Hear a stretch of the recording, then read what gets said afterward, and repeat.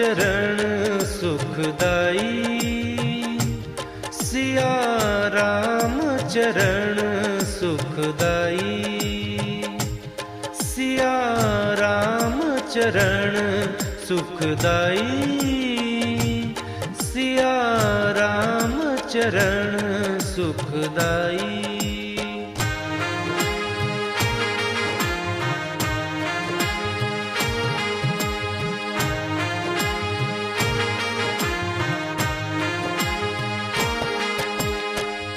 पावन माटी के दर्शन जहाँ, पावन माटी, पावन माटी के दर्शन जहाँ, राम चरण चल जाए, राम चरण चल जाए, सिया राम चरण सुखदाई, सिया राम चरण सुखदाई, सिया राम चरण सुखदाई, सिया राम चरण सुखदाई।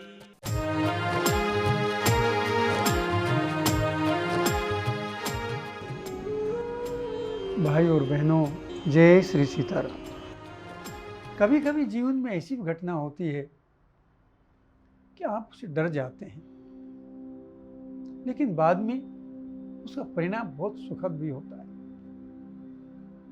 मैं उमरिया जिले में रुका, कार्यकर्ताओं ने बहुत मान सम्मान सुरक्षा दी, पूरी जानकारी मुझे इकट्ठी करके दी।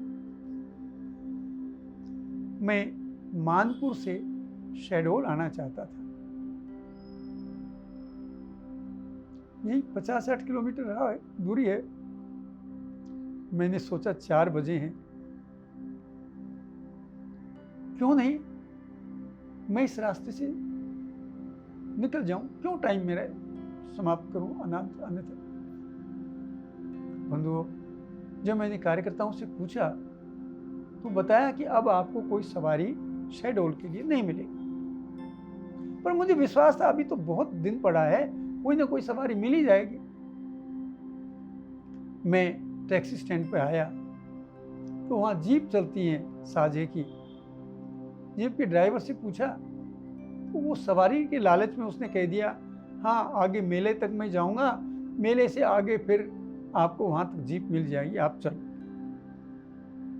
बंधुओं, मैं मेले में पहुँच गया। मेला क्या, जैसे गांव की हाट लगती है बड़ी। मैं अपने गांव के मेले को याद करके उस समय भूल गया कि मैं शोधार्थी हूँ। वही मटमेली जलेबियाँ, फूटे हुए लड्डू, शरबत, ठंडी चाय, पपीहा, झुंझुना, रंग बिरंगे कपड़े पहने बच्चे, महिलाएं। थोड़ी देर तो मैं अपने गांव के मेले की याद करता करता उस कार्य को ही भूल गया और मेले में घूमता रहा। लेकिन फिर ध्यान आया, अरे मुझे तो शहडोल जाना है। मैंने चारों तरफ देखा, लेकिन कोई रास्ता नहीं सूझा। थोड़ी देर में अंधेरा होने लगा और मेला उजड़ने लगा। लोग ट्रैक्टरों में भर भर कर अपने अपने गांव, अपने अपने घरों को जाने लगे। थोड़ी देर में सब कुछ खाली हो गया और मैं जंगल में अकेला खड़ा रहा। मैं सोच रहा था कि अब मैं कहाँ जाऊं, कोई रास्ता नहीं सूझ रहा था। थोड़ी दूर पर मैंने देखा एक चाय की दुकान थी। अंधेरा हो गया था, उसमें डिबिया जल रही थी। मैं वहां गया तो एक दुकानदार अपनी चाय की दुकान पर बैठा था। 1-2 लोग चाय पी रहे थे, लेकिन मैं कहता क्या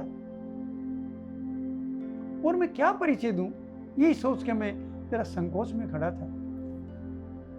इतनी देर में देखता हूँ कि 7-8 लड़के जो आवारा से लग रहे थे और लग रहा था ये नशे में है, झूमते झूमते उस दुकान पर आ गए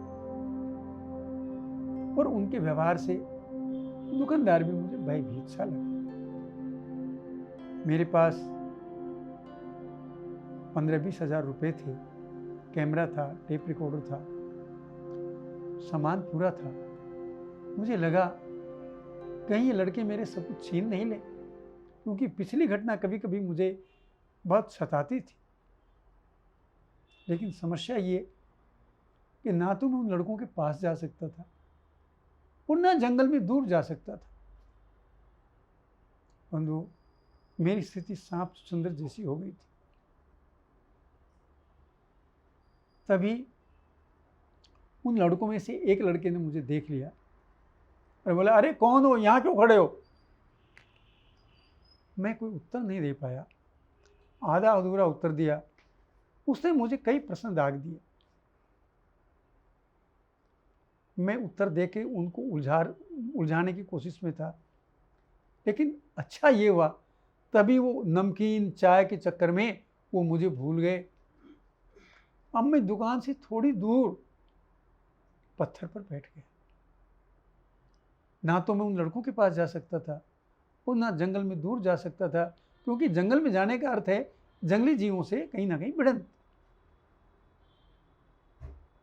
अब मैं बहुत परेशानी में था कि मैं कहाँ जाऊं। लेकिन वो लड़के मुझे भूल चुके थे, लेकिन मैं बहुत भयभीत था कि अब करूं तो क्या करूं, जाऊं तो कहाँ जाऊं। मित्रों, मैं एक ऐसी जगह बैठ गया जहां अंधेरा था और उनकी नजरों से मैं ओझल था। मैं सोच रहा था लड़के चले जाएंगे तो मैं दुकानदार के साथ रात को या तो ये सोएगा तो यहाँ सो जाऊंगा, और जहां भी ये जाएगा उसके साथ चला जाऊंगा। विचार कर ही रहा था कि इतनी देर में गठीला सा, सजीला सा, ठीक ठाक कपड़ों में एक युवा आया। वो बाहर से आया और उसकी नजर मेरे ऊपर पड़ी और उसने पूछा, कौन हो भाई, यहां क्यों बैठे हो अंधेरे में, कौन हो तुम? इससे पहले कि मैं कुछ उत्तर देता, वो युवक दुकान में घुस गया और दुकान में घुसते ही वो सारे आवारा से लगने वाले सारे लड़के खड़े हो गए और आइए आइए आइए आइए करके उनकी सेवा में जैसे लग गए। अब मुझे लगा ये इन बदमाशों का रिंग लीडर है और इसने मुझे देख लिया है तो मेरी क्या गति होगी भगवान ही जाने। मैं सोच ही रहा था कि मैं जा भी नहीं सकता यहाँ से। तभी तक उस युवक के लिए उन लड़कों ने कुर्सी खाली कर दी थी और कुर्सी पर बैठकर फिर उसने मेरी तरफ देखा, बोला, सुनो कौन हो, इधर आओ। अब मैं अनचाहे कांपता सा उनके सामने गया। उसने एक ही बार में बहुत सारे प्रश्न दाग दिए। कौन हो, कहाँ से आए हो, क्या नाम है, कहाँ जाओगे, क्या करते हो, किस इरादे से यहाँ छुपे खड़े हो, क्या चाहते हो? इतने सारे प्रश्नों का उत्तर में एक साथ मेरे पास था ही नहीं। मैं चुप हो गया। फिर पूछा, भैया बताओ तो कौन हो, यहाँ अंधेरे में क्यों खड़े हो? जब मैंने बताया कि मैं ऐसे ऐसे अयोध्या जी से आया हूँ और इस क्षेत्र में शोध कार्य कर रहा हूँ, बंधुओं, उस युवक के भाव ही बदल गए। उस युवक ने तत्काल एक कुर्सी मंगवाई और मुझे अपने साथ बैठाया और बोला, अब आप मुझे अपना पूर्ण परिचय दीजिए। पहले मैं अपना परिचय देता हूँ। उन्होंने बताया कि मैं अध्यापक हूँ, ये सब मेरे विद्यार्थी हैं, मैं यहाँ पढ़ाता हूँ। तब मैं आश्वस्त हो गया, कहीं कोई बदमाश नहीं, ये तो सभ्य सुशिक्षित आदमी। तब मैंने अपना पूरा परिचय दिया। उस क्षेत्र में जो कुछ मैंने काम किया था मैंने इसकी जानकारी उनको दी।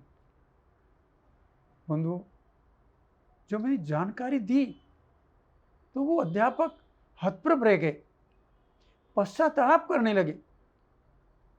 और खेद है, मैं इस क्षेत्र में रहता हूं, हम सब इस क्षेत्र में रहते हैं, लेकिन कितनी महान भूमि है, हम कितनी महान भूमि के पुत्र हैं, हमें नहीं पता। और बाहर का एक आदमी आकर हमें हमारी महानता बता रहा है। बंधुओं, एकदम परिस्थितियां बदल गई। जब उस युवक ने खड़े होकर मेरे पैर छुए, तो अब तक मैं जो बचता फिर रहा था, अपने प्राणों की रक्षा के लिए भीख मांग रहा था भगवान से, मैं अचानक श्रद्धेय हो गया।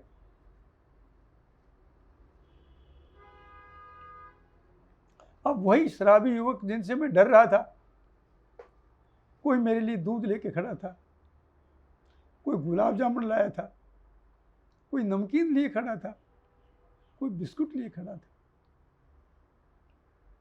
और वो अध्यापक मुझे अपने हाथ से पिला रहे थे।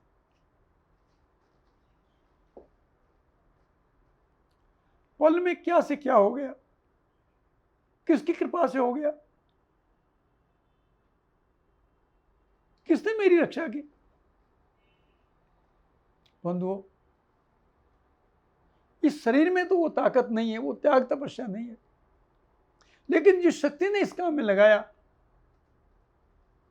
पल पल क्षण क्षण मेरी रक्षा कर रही है। हम ऐसी शक्ति को भूलकर इस मायावी जंजाल में फंसे हैं। अरे मूर्ख मन, क्यों नहीं याद करता उस ताकत को जिसके संकल्प मात्र से सृष्टि बदल सकती है। और हम उन्हीं राम को भूलकर उनके स्थलों को समाप्त किए दे रहे हैं।